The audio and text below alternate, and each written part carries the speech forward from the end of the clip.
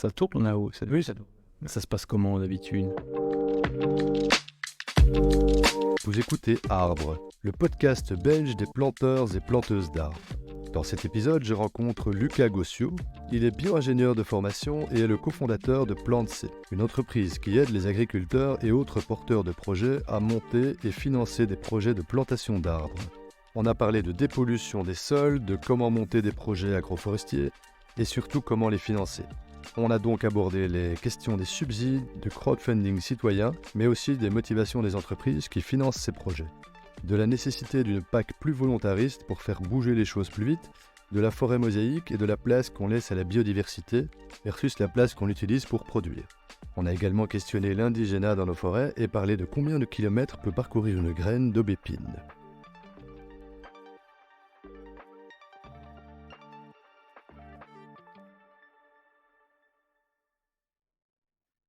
On voit aussi que les agriculteurs qui ont un repreneur, que ce soit un enfant, plusieurs enfants ou autre, ça facilite quand même le fait de se projeter et de travailler sur la résilience de l'exploitation, le fait de remettre de la haie, ça aide.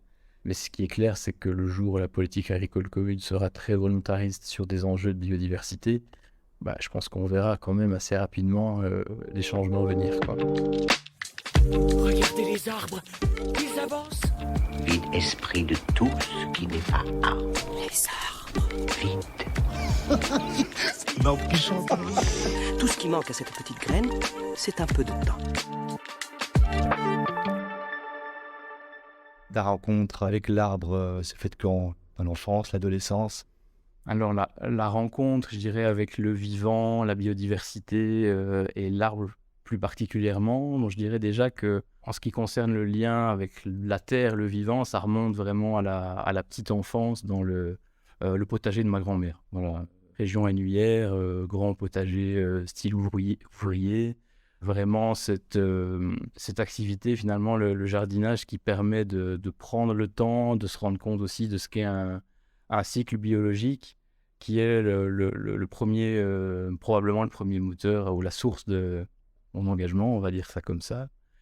Il y a ensuite, un peu plus après, la rencontre de certains profs, profs de primaire. On a tous connu l'un ou l'autre prof qui nous a plus sensibilisés qu'un autre. J'ai en tête une institutrice primaire, en 3 et 4e primaire, qui vraiment était, je dirais, très en avance sur les messages écologiques pour l'époque.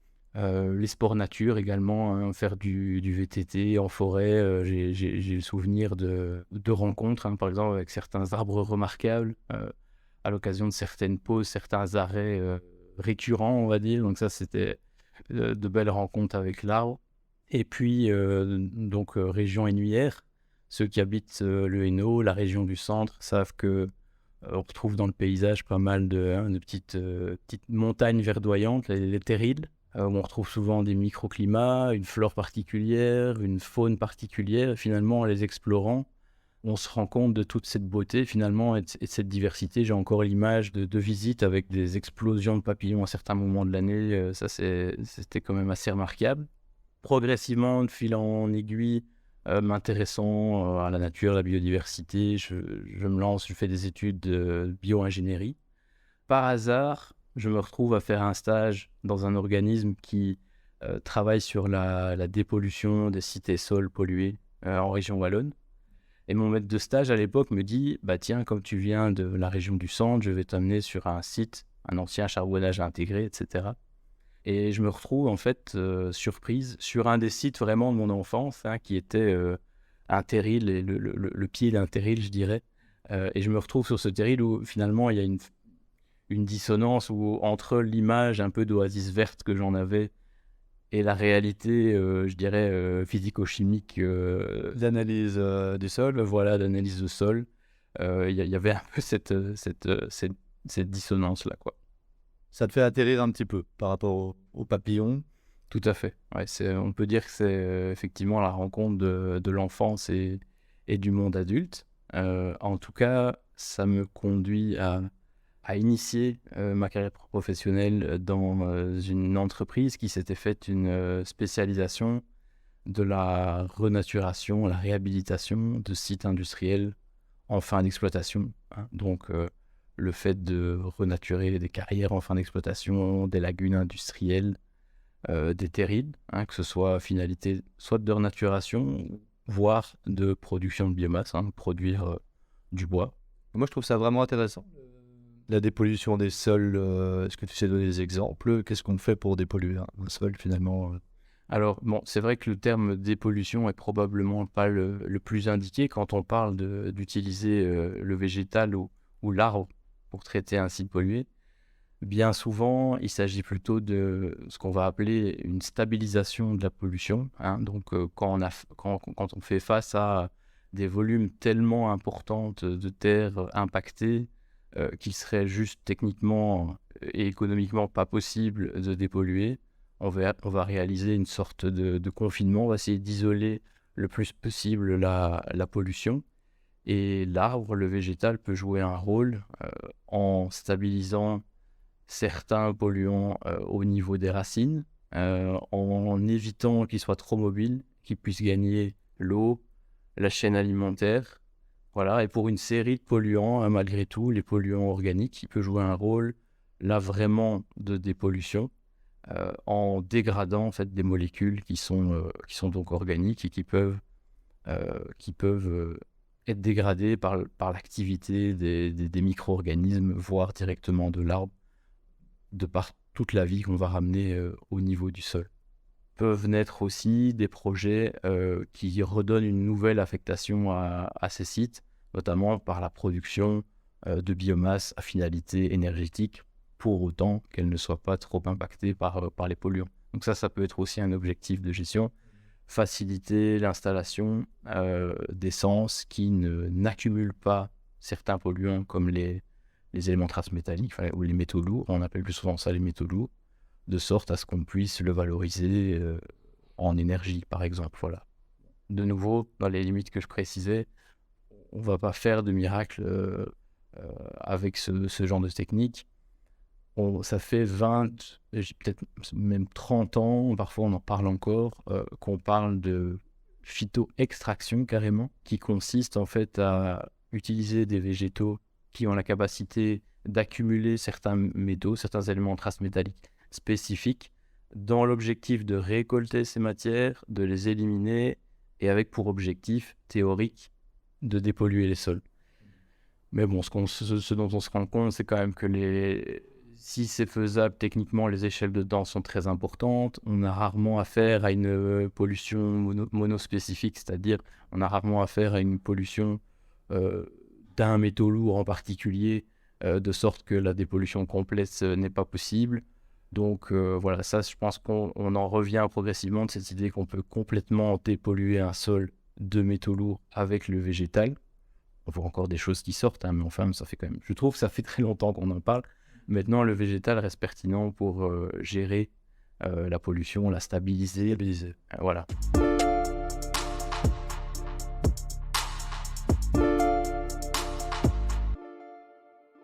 Je reviens en Belgique au bout de 5 ans, hein, parce que j'ai pas dit que c'était en France.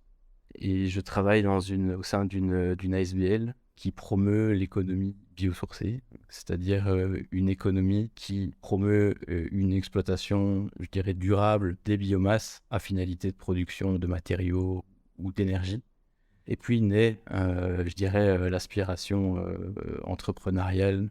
Parce qu'en fait, tu trouvais pas ton compte dans ces entreprises-là? Tu voulais plus que ça? Si, mais c'était justement dans toutes ces structures qu'on a formulé le constat qu'on pouvait, je dirais, débloquer un certain nombre de situations en trouvant à la fois l'expertise et le temps pour monter des projets et en allant chercher d'autre part les financements. Entre guillemets, plus besoin de clients ou de subventions pour monter un projet, tant qu'on le monte et qu'on essaye de fédérer tout autour un certain nombre de partenaires qui vont trouver pertinente de financer ces actions. Donc c'était vraiment dans une juste continuité, je dirais, que le projet de Plan C est né. En fait, avec 2 collègues, Aricia et Romain, on a fait le constat qu'il y avait chez nous un certain nombre de porteurs de projets, des agriculteurs par exemple, qui souhaitaient monter des projets de plantation de haies, de plantation de vergers, de plantation d'arbres ou de développement de la biodiversité, qui avaient l'envie, qui avaient presque jamais le temps, qui manquaient parfois d'expertise et qui manquaient souvent de moyens pour les réaliser. Donc on s'est dit qu'on allait monter un projet dont l'objectif serait de monter ces projets, de prendre le temps de le faire, d'essayer de le faire le mieux possible en s'associant à différents partenaires, et puis de trouver les moyens pour monter ces projets et les suivants, en fédérant autour de ces projets des citoyens et des entreprises. Il existe déjà des subsides pour les agriculteurs, pour les citoyens aussi. Et donc, c'est parce que ces subsides sont pas assez nombreux ou ne répondent pas vraiment à la demande. Alors, ces subsides, ils répondent clairement à la demande pour un certain nombre de projets. Après, je dirais la difficulté, c'est de se lancer, d'y avoir accès. Nous, ici, on va vraiment chercher peut-être ceux qui sont les plus récalcitrants ou ceux qui n'y ont pas pensé, entre guillemets, les prendre par la main et trouver un dispositif, je dirais, sur mesure qui leur permet à eux aussi de s'engager. Donc, très concrètement, si on parle d'agriculteurs qui sont accompagnés, on ne va pas forcément aller chercher les personnes qui sont les plus à la pointe de l'agroécologie, par exemple, mais des gens qui travaillent aussi en conventionnel et qui ont envie de faire un pas, je dirais, vers plus de durabilité. Et donc, entre ce qui existe, les mécanismes subsidiés ou nous, l'objectif, c'est vraiment de ne pas se cannibaliser, mais d'amplifier le mouvement. Et donc, oui, il y a une démarche prospective. Vous allez voir les gens. Comment ça marche ? Alors, forcément, quand on a initié le projet, absolument aucune notoriété. L'objectif, ça a été d'aller vers un certain nombre de porteurs de projets, notamment agriculteurs. Bon, il se trouve qu'on avait travaillé dans des structures en contact avec le monde agricole pour, en tout cas, ma collègue Aricia et moi, donc ça a facilité ce contact. On y est assez habitué. Aujourd'hui, on commence à avoir des gens qui viennent vers nous, mais on tient encore à vraiment prospecter pour trouver finalement des bénéficiaires aussi. Ouais. Alors, les projets qu'on monte, ils visent à répondre à 4 objectifs. Promouvoir la biodiversité par je dirais, le développement du maillage écologique, contribuer à séquestrer du carbone dans les écosystèmes. Ils visent aussi à adapter les territoires au réchauffement climatique en atténuant, je dirais, une série de risques là où ils existent dans le contexte du réchauffement climatique qu'on connaît. Et aussi promouvoir en fait une économie justement biosourcée, tous ces pépiniéristes, ces producteurs de plantes, ces agriculteurs, arboriculteurs qui travaillent avec l'arbre, je dirais, pour produire, mais qui soit une économie qui ne soit pas prédatrice, mais qui soit régénératrice. Et donc, comme type de projet, on va avoir des projets très simples. L'un de nos premiers projets, on s'était rapproché d'un agriculteur, éleveur en fait, qui disposait de pâtures en SB, tout à fait dépourvues d'arbres, de haies, et qui se rendait compte que les étés de plus en plus secs et ensoleillés produisaient potentiellement vraiment du mal-être sur ces animaux. Il avait dû, l'été précédent, rentrer ses vaches à l'étable, constatant qu'elles vraiment suffoquaient sous le soleil. Donc, on a été le voir en lui proposant de planter près d'1 kilomètre de haies, avec l'objectif, nécessairement au terme de quelques années, de produire de l'ombre pour ces animaux. Donc ça, c'est un exemple. Il y a des projets de vergers qui remplissent potentiellement le même objectif aussi. Je pense à un projet du côté de Ciney. On est chez un éleveur laitier qui a installé un verger aux tiges pour apporter de l'ombre à ses vaches laitières dans ce cas-là, tout en se projetant dans une production fruitière à terme. Donc là, on est dans un système, je dirais, complètement symbiotique entre l'élevage et l'arbre, parce que d'une part, on amène davantage d'ombrage aux animaux moins stressés qui par ailleurs vont produire plus. Ça a été prouvé par des études, notamment en France, un projet qui s'appelle Parasol. On sait que le fait que le verger soit pâturé évite qu'un certain nombre de rongeurs, des campagnols, viennent grignoter les racines de l'arbre. Donc finalement, l'animal d'élevage est l'allié de l'arbre fruitier. Et par ailleurs, on produit plus. Vu qu'on produit de l'herbe, on n'affecte quasiment pas la production d'herbe. de cette herbe, on en fait davantage de lait, parce que l'animal est moins stressé. Et puis, hop, quelques mètres au-dessus, on produit du fruit. Donc là, on est vraiment dans un système qui est à la fois plus productif, rentable, et avec une vraie plus-value pour la biodiversité et la séquestration de carbone également. Oui, tout à fait. En plus, les vaches vont fertiliser, donc Voilà. c'est gratuit.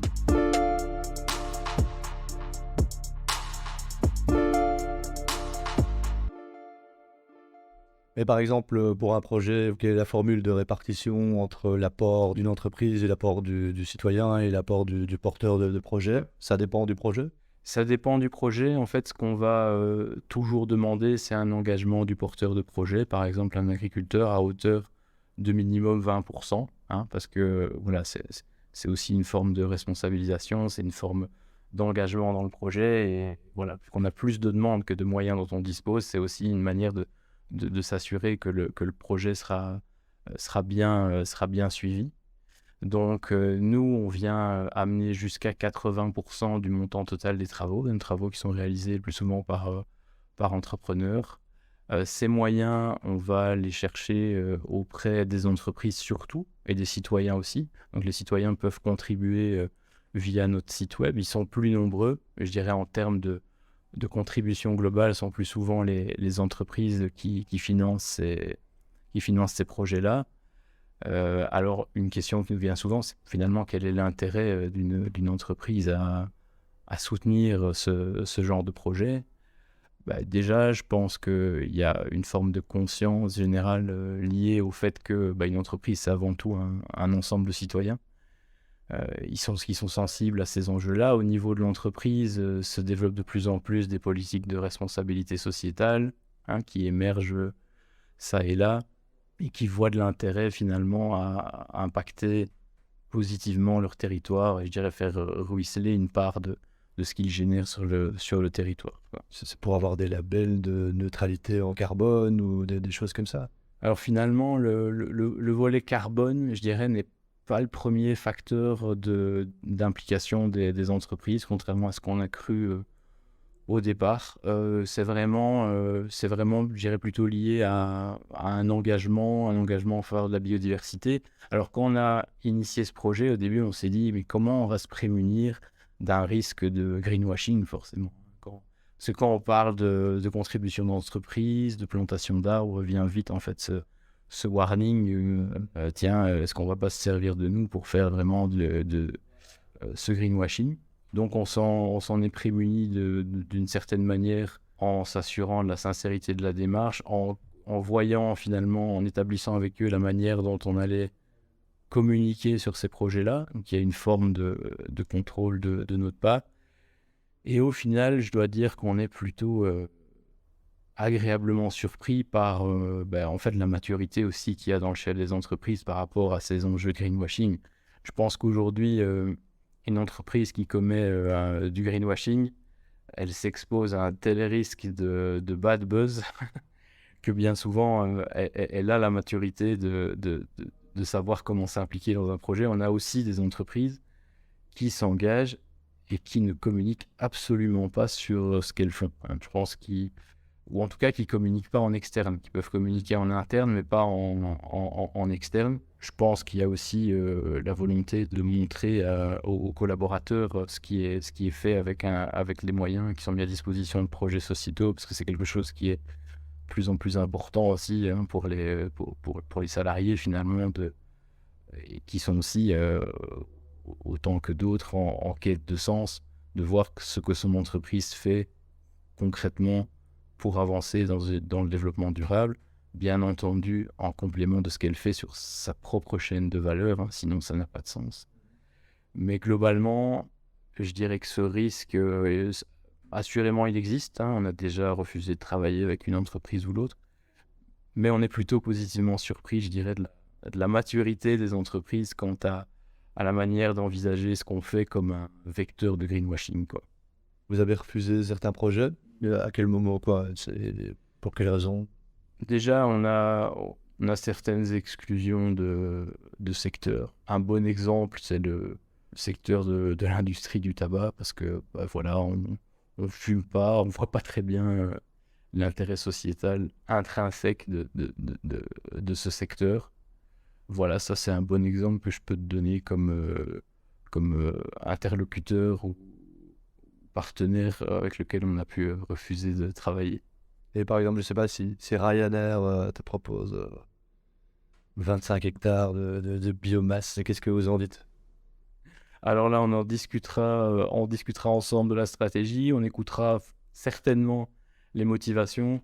Bon, j'ai relativement peu de doutes quant aux conclusions de nos échanges par rapport à la sincérité de l'engagement de Ryanair, hein, au vu de l'impact, je dirais, sociétal de leur business en général, quoi. Après, c'est vrai, comme tu le mentionnes, il faut être aussi cohérent si on veut utiliser ces moyens-là pour être une source de changement dans le monde. Il ne faut pas non plus servir de vecteur à une série d'activités qui sont plus destructives que génératrices.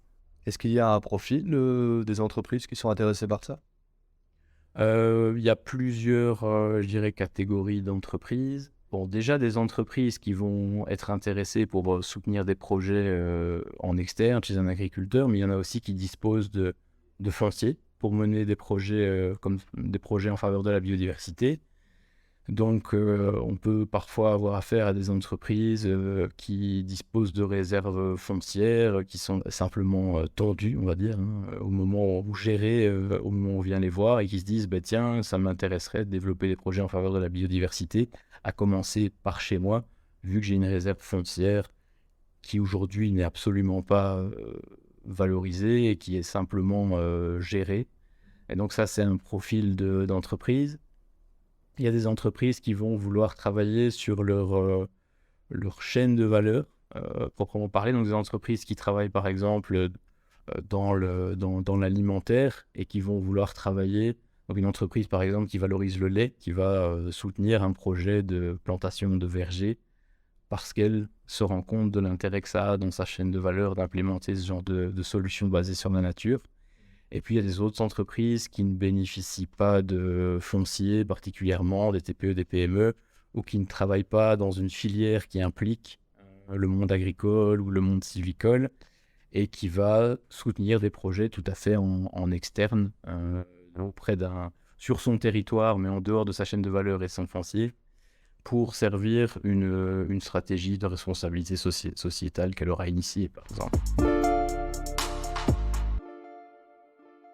Aujourd'hui, on travaille principalement avec les agriculteurs ou les entreprises, hein, les entreprises qui financent ce qu'elles mènent sur leur foncier, ou alors des bénéficiaires qui sont les agriculteurs. Mais si tu es un agriculteur et que tu viens vers nous en disant j'ai 1 hectare, j'ai une idée, ou je ne sais pas très bien vers où je veux aller, mais j'aimerais en discuter, eh bien simplement on en discute, on est à l'écoute. On a quand même rarement des agriculteurs qui n'ont pas d'idée de ce vers quoi ils veulent aller. On se rencontre, on en discute, on écoute les appréhensions et on voit ce qu'on peut mener ensemble. En tout cas, il n'y a pas de relation d'argent entre un agriculteur et nous. L'agriculteur, à aucun moment, ne nous versera 1 euro, hein, que ce soit au moment aux discussions initiales ou dans le projet. Hein. Ce qu'il va faire, c'est financer jusqu'à 20% de son projet auprès d'une entreprise de plantation, par exemple, qu'on va mandater pour mener le projet. Comment vous rémunérez du coup? Alors, en fait, nous, ce qu'on va faire, c'est que quand on va demander de l'argent aux partenaires, aux entreprises, on va prendre une sorte de commission sur ce montant pour nous permettre de monter le projet, de passer le temps à monter le projet et les suivants. Donc, c'est comme ça que nous, finalement, on arrive à se rémunérer pour mener les différents projets. Mais l'agriculteur bénéficiaire ne nous versera finalement jamais 1 euro à nous pour mener son projet à bien, quoi. Du coup, c'est les entreprises et les citoyens il y a un pourcentage qui est prélevé sur les dons. Tout à fait, ouais, c'est ça. De manière tout à fait transparente. C'est comme ça qu'on peut se dédier du temps nécessaire au montage de ces projets-là.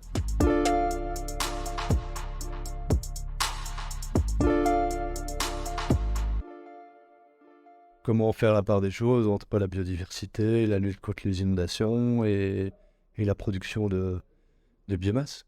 Ben oui, c'est clair. Bah, alors, par rapport à la production de biomasse, hein, qui peut rendre un certain nombre de services, comme la production, tu cites la production d'énergie, mais aussi la production de matériaux, voire la production de molécules. Déjà, ce qui n'est pas inintéressant, c'est se replonger il y a quelques siècles, finalement, avant la révolution industrielle, voire la révolution pré-industrielle, et de se rendre compte, finalement, que l'essentiel des biens, services, énergie qu'on avait à disposition n'était pas fossile, mais nous venait du vivant. C'est-à-dire que l'essentiel des besoins de chauffe nous venait du bois, hein. C'est notamment pour ça qu'on a développé les haies, les arbres thétards pour se chauffer. On n'avait pas de ressources textiles pétrosourcées, donc on avait des fibres végétales. Et donc finalement, le fait d'allouer des surfaces à produire, des surfaces agricoles par exemple, pour produire autre chose que de la nourriture, c'est pas quelque chose de nouveau. J'irais même plus loin en disant que le fait que l'agriculture soit devenue exclusivement nourricière à partir des années 60, 70, 80, c'est presque une parenthèse pétrolière de l'histoire de l'humanité, quoi. C'est clair que tant qu'on vit sur le confort et de la rente pétrolière, moins on aura besoin de valoriser des ressources qui nous entourent et nous interroger sur une exploitation durable de la biomasse. Si on veut aller vers un monde où on utilisera moins de ressources fossiles, que ce soit de manière choisie ou contrainte, immanquablement, on devra s'interroger sur des valorisations de biomasse, que ce soit pour nous chauffer ou nous amener une série de biens et services, hein. Et indépendamment du cadre sociétal, ça ne nous empêche pas d'envisager très sérieusement la sobriété, voire d'autres systèmes, d'autres relations en tout cas à la consommation. Mais ça, c'est vraiment une conviction profonde, c'est qu'il faut absolument développer au maximum les systèmes où l'intérêt de la biodiversité rencontre une forme d'intérêt productif et une économie qui soit la plus durable possible. Je citais l'exemple d'une production de bois bûche, hein, par le passé pour chauffer les maisons à l'époque dans des équipements qui n'étaient pas forcément les plus performants non plus. Pourquoi pas développer et redévelopper autant que possible, hein. Alors j'entends que chaque Belge, hein, ne va pas planter son kilomètre de haies pour pouvoir être autonome en énergie, mais que ceux qui le peuvent montent ce type de filière me semble tout à fait pertinent. Aujourd'hui, on a une chance, entre guillemets, c'est que l'essentiel de l'exploitation forestière ne sert pas en première approche le bois énergie. C'est-à-dire que ce serait tout à fait non économiquement viable comme système. Et donc finalement, ce sont essentiellement les coproduits de la valorisation du bois, finalement du système forestier qui sert à maximiser une forme de valeur, c'est-à-dire produire du bois matière, hein, des belles planches, ce genre de choses. Et ce sont ces coproduits qui aujourd'hui servent la fabrication notamment de pellets. Donc les sciures, les dosses, c'est-à-dire les parties. Une fois qu'on scie un arbre, on voit bien qu'il y a des effets de bord qui ne vont pas permettre de faire des plonges. Donc tous ces déchets qui sont essentiellement valorisés en pellets. Après, c'est sûr qu'à un moment ou l'autre, il y aura certainement des arbitrages à faire par rapport à des enjeux de biodiversité.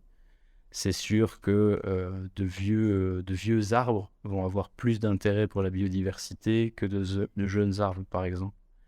Mais c'est le grand débat ou le grand dilemme entre deux concepts théoriques, hein, qui ont trait à la biodiversité, qu'on appelle plus souvent en anglais land sharing et land sparing. C'est-à-dire d'un côté un concept où on voudrait finalement que l'homme et la nature vivent le plus possible en communion partout. Et de l'autre côté, le fait de sanctuariser certaines zones et dédier d'autres surfaces à une vocation, par exemple, d'agriculture intensive, ou finalement des espaces où on met le paquet sur la biodiversité, un peu une nature sous cloche, et de l'autre côté, des espaces où on ne fait pas attention, où on ne regarde pas.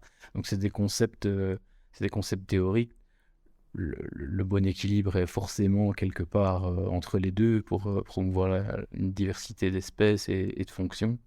En tout cas, à titre personnel, moi, je joue vraiment mon action à essayer de promouvoir des systèmes où l'homme et la nature vivent en communion, quoi. Donc, il faut aussi clairement des zones de nature exclusive, des zones où finalement on recherche l'absence de l'homme.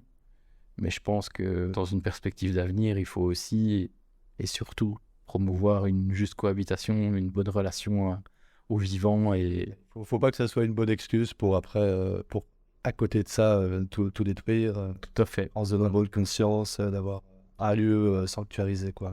tout à fait, exact.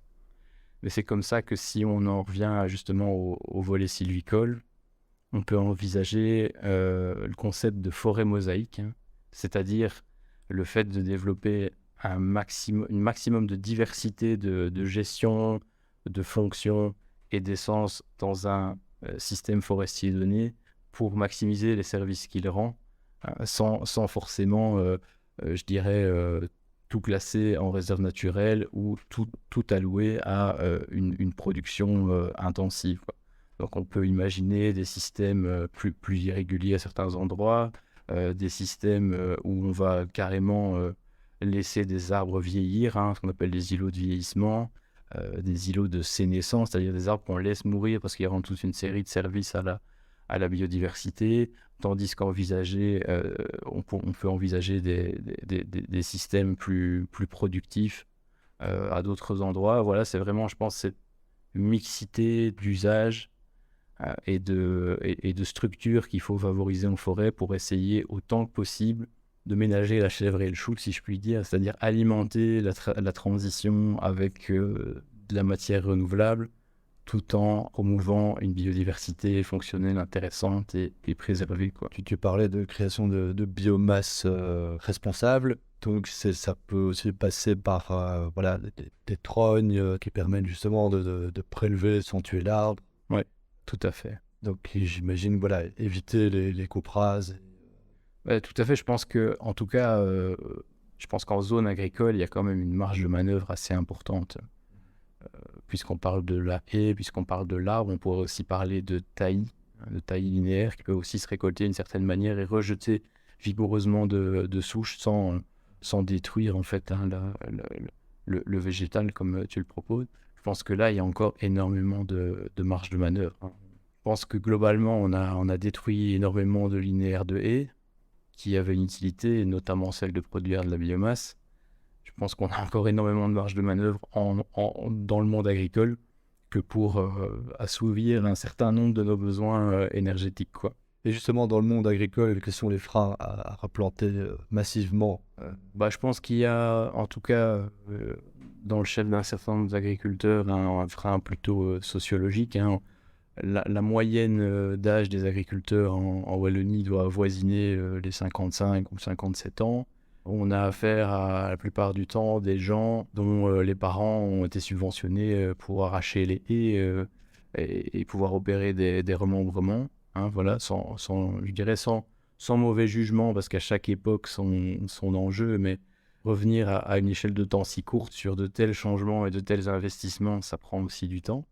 Et il y a, je pense, le fait que ce sont aussi des gens qui parfois manquent de temps et de moyens. C'est pas non plus la population la plus aisée, hein. Si on regarde le salaire moyen de l'agriculteur wallon, on n'est pas très très très loin du SMIC non plus.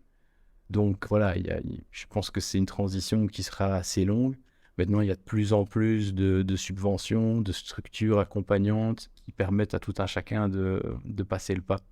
Ce qu'on constate, nous aussi, c'est qu'on voit aussi que les agriculteurs qui ont un repreneur, que ce soit un enfant, plusieurs enfants ou autre, ça facilite quand même le fait de se projeter et de travailler sur la résilience de l'exploitation, le fait de remettre de la haie, ça aide. Pour le moment, on est plutôt dans un système où les terres sont concentrées avec de moins en moins d'agriculteurs et finalement des gens qui reprennent les fermes des voisins, donc il y a encore probablement moins de temps de se pencher sur ce genre de questions. Donc ça, c'est aussi, à mon avis, un autre levier sociologique qui explique que tout ça prend du temps, quoi. Ouais, ça va quelqu'un en fin de carrière qui n'a pas son enfant ou un repreneur, ne va pas penser à investir dans le futur, quoi. Exactement. C'est le politique qui doit faire bouger les choses, quoi. C'est une question ? Je ne sais pas, une réflexion. Je sais pas, j'ai pas, j'avoue que je sais pas si c'est le politique qui doit le faire ou pas. Je pense que oui, probablement. Bah, il y a quelque chose qui est quand même très structurant dans l'agriculture. C'est malgré tout la politique agricole commune qui, bah, on voit petit pas par petit pas, implémente de plus en plus de durabilité, alors moins vite que certains le voudraient, plus vite que ne voudraient les autres. Mais ce qui est clair, c'est que le jour où la politique agricole commune sera très volontariste sur des enjeux de biodiversité, bah, je pense qu'on verra quand même assez rapidement les changements à venir, quoi.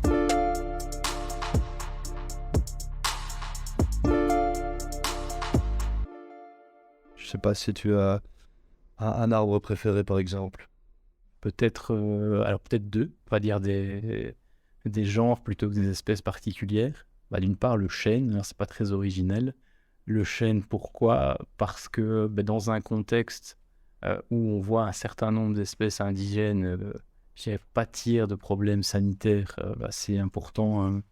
On a parlé de la calarose du frêne, la graphiose de l'orme dans les années 70 qui l'a fait pratiquement disparaître, Phytophthora sur l'aulne. On parle maintenant de la suie de l'érable présente en Allemagne qui arrivera chez nous à un moment ou l'autre.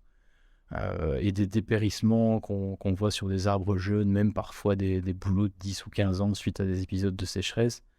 On se rend compte quand même je dirais qu'un arbre assez résilient reste le chêne et l'ensemble de la famille des chênes d'une manière générale.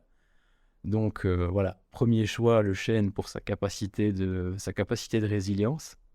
Deuxièmement, probablement le saule, pour toute une série de raisons, et les espèces de saule, parce que, et tu le citais auparavant, c'est une espèce qu'on peut trogner, qu'on peut exploiter d'une certaine manière, qui le tolère, et qui sont par ailleurs, je trouve, un vieux saule tétard est absolument quelque chose de magnifique, qui constitue un vrai réceptacle à biodiversité, et c'est vraiment quelque chose qui m'a toujours fasciné.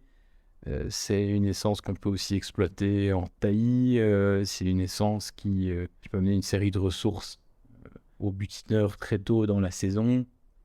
Donc voilà, pour toutes ces raisons, deuxième choix, les saules en général. Moi, sur un an ou deux de temps, je me suis mis à aimer les arbres têtards, en fait. Et au début, on ne connaît pas, a priori, on trouve ça un peu barbare. Et à force de m'y intéresser, vraiment, maintenant, je suis capable d'apprécier la beauté d'un arbre têtard centenaire. Alors, c'est clairement une construction humaine, hein, finalement. L'arbre tétard, ce n'est que le fruit du travail de l'homme qui le conforme comme ça. Et malgré tout, un intérêt, une plus-value pour la biodiversité, même par rapport à je veux dire, un saule qui se développe tout à fait naturellement, quoi.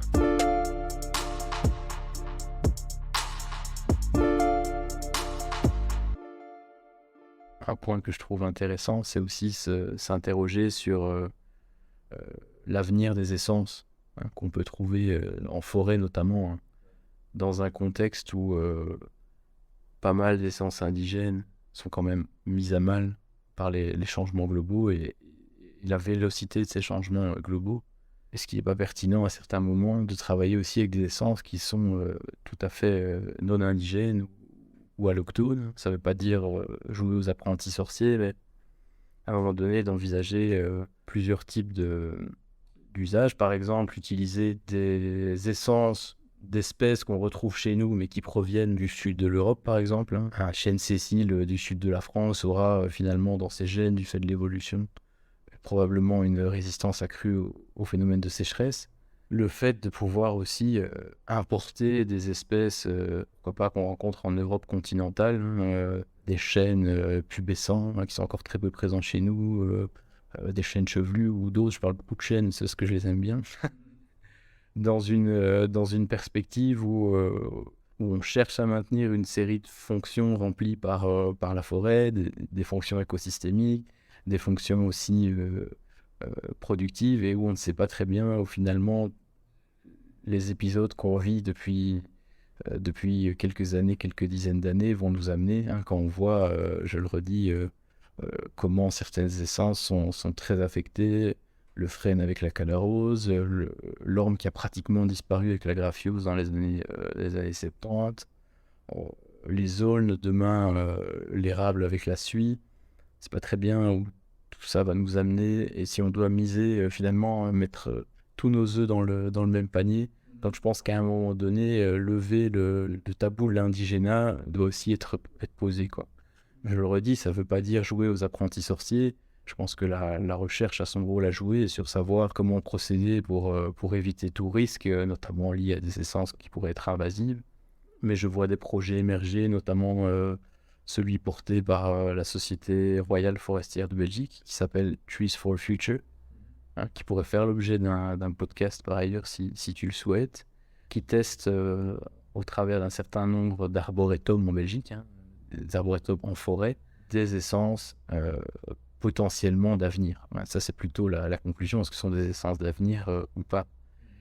Et je pense qu'aujourd'hui, justement, lever le tabou de l'indigénat et se poser ce genre de questions est quelque chose de pertinent, et à mon avis plus pertinent que de ne rien faire et de risquer une situation où finalement l'essentiel de nos essences indigènes sont mises à mal.